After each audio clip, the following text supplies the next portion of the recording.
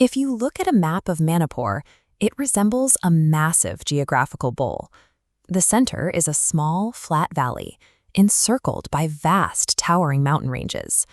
This terrain dictates everything about life here. The Imphal Valley in the center makes up just 10% of the state's total land area, but it's home to 60 to 70% of the population, mostly from the Métis community. Meanwhile, the surrounding hills, comprising 90% of the landmass, hold a fraction of the people, around 10 to 15%, primarily the Naga and Kuki tribes. This imbalance is locked in place by a 1960 law. Under the Manipur Land Revenue and Land Reforms Act, tribal communities from the hills can purchase land down in the Imphal Valley, but the Métis community is legally prohibited from buying land up in the hills. Squeezed into a shrinking space, Métis began demanding scheduled tribe status to secure their own land rights. The geography and the law combine to create a dangerous zero-sum game. For decades, the very soil of Manipur has functioned as a pressure cooker, waiting for a single event to blow the lid off. That event arrived on March 27, 2023, when the Manipur High Court ordered the state to recommend scheduled tribe status for the Métis. In response, tribal student unions organized a massive solidarity march in the hills on May 3rd. State intelligence completely missed the rising temperature. The May 3rd protests clashed with counter-demonstrations, and within hours the situation spiraled rapidly into massive communal violence. The human cost was immediate.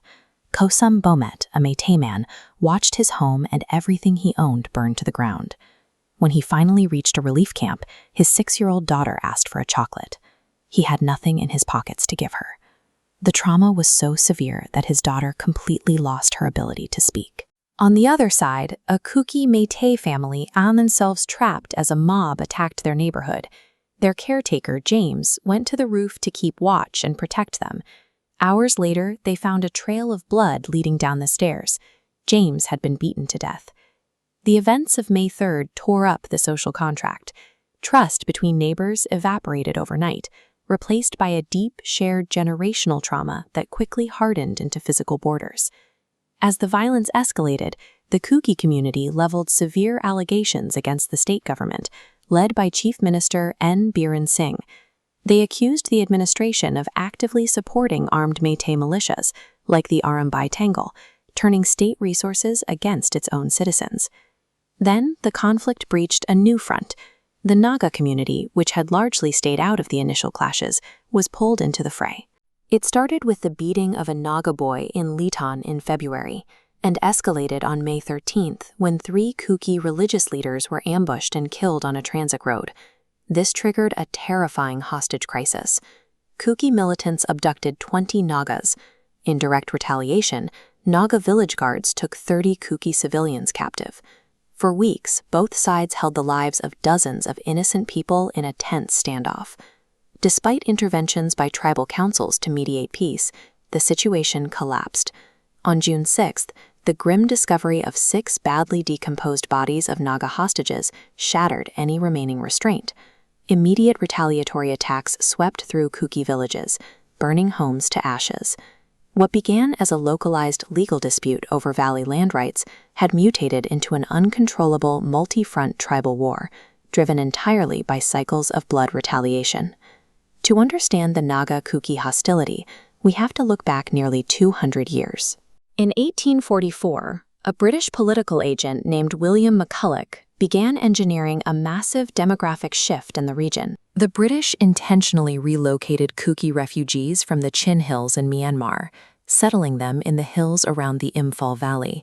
These settlements were dubbed sepoy villages. The colonial goal was simple: use the newly arrived Kukis as a physical buffer to protect the Métis kings from Naga raids. That colonial wedge festered.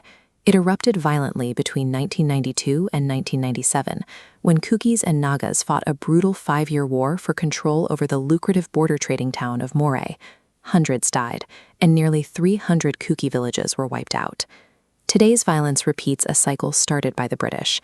It is the predictable result of a colonial system that intentionally pitted indigenous communities against one another to maintain political control. But history alone doesn't sustain a war of this scale. You also need an army and a steady stream of cash. Today, there are 31 separate militant groups operating in Manipur. The valley-based groups largely operate out of safe havens across the border in Myanmar, while the hill-based groups exist under fragile suspension of operation agreements with the Indian government. Because of the free movement regime, allowing tribal communities to cross the border without visas, militant factions use these villages as strategic transit points. Weapons, supplies, and fighters slip through the porous borders with little resistance. These militant groups secure their power by taxing and protecting the region's most lucrative export. Manipur sits right next to the Golden Triangle. Militants guard sprawling opium poppy fields and secure the smuggling routes for massive shipments of synthetic drugs pouring into India. The social fallout has been catastrophic.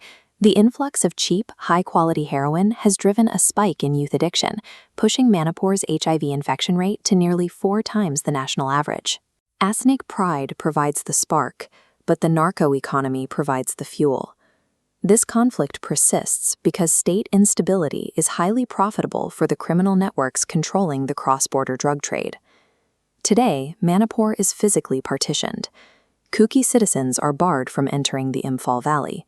Meiteis cannot travel up into the hills. Vital national highways are choked by permanent blockades. Everyday civilian life has been replaced by heavy military oversight. Armed bunkers and military checkpoints now physically separate neighborhoods that used to live side by side. Caught in the middle are tens of thousands of displaced citizens. Families have spent years stranded in temporary relief camps like this school, completely unable to return to the ashes of their former homes. Manipur is no longer functioning as a single, unified Indian state. It has unofficially fractured into 3 distinct, warring territories, each operating under its own set of rules. While the state burns, the people of Manipur look to Delhi for intervention. But despite a brief visit from the Prime Minister and high-level meetings, the central government has failed to broker a lasting peace over the past 3 years. This inability to establish order stands in stark contrast to the Home Ministry's successes in eradicating armed Naxalite insurgencies in other parts of the country. Now the government is attempting to regain control by deploying a team of top former bureaucrats and police directors to oversee the state's shattered administration. Administrative reshuffles cannot erase history. Until the deep-seated anxieties over land and the brutal narco cartels and the collapse of state machinery are genuinely addressed, the Manipur Files will continue to be written in blood.